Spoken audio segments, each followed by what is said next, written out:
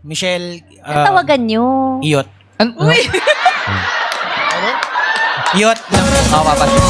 Sorry po, sorry. Gulat na gulat ang mga host ng programang It's Showtime matapos magbitaw ang kanilang contestant ng salita na hindi pwede sa national TV. Nangyari ito kamakailan lang sa segment ng naturang noontime show na tinawag na Laro Laropik, kung saan in-interview nila ang kanilang contestant na si Manny. Dito ay sinabihan siyang magbigay ng mensahe sa kanyang partner na si Michelle. Bago pa man magsalita si Manny ay sumingit si Kim Chu at tinanong ito kung anong tawagan nilang dalawa. Sumagot siya at sinabing ang tawagan nila ay Iyot. Matapos niyang sabihin ito ay kitang-kita ang pagkagulat ng mga host kaya naman napatahimik sila ng ilang segundo. Si Kim naman na siyang nagtanong ay napatakip na lang sa kanyang bibig. Pero bilang depensa nila sa sinabing ito ni Manny, may ibang kahulugan ang salitang Iyot sa Bisaya, hindi tulad sa Manila na hindi maganda ang ibig sabihin.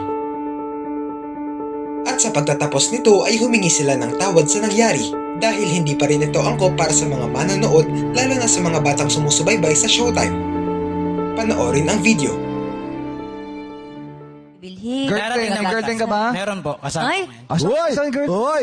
Sa taas po. Asaan? Nasaan dyan? baka iba na naman yung kumaway. Dalawa naman yung kumakaway na naman, ha? Baka... Sino pa dyan? Ha? Yan tayo. Ilang years yan?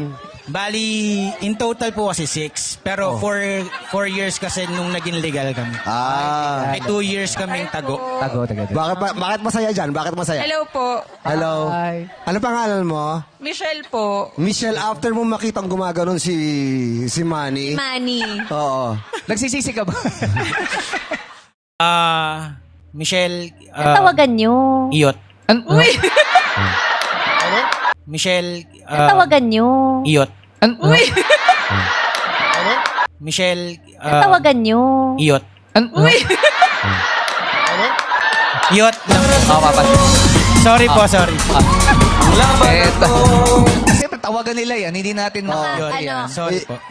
May ibang Pero sa meaning mga kasi sa nanonood, Bisaya. Sa mga Bisaya, pasensya na, oo. Sa mga Sa ibang, nanonood. sa Bisaya kasi may ganong word. May tawagan. Kalimtinan ninyo ang giingon niya kanang wala jud na siya ka. Dili man siya Bisaya. So, okay ra na Oh, siya. doon na lang tayo sa pangalan. Padayon- Michelle. Michelle. Michelle. Kung natatanong Doon ko, tayo ano sa yung pangalan. tawag niya? Michelle. Michelle na lang.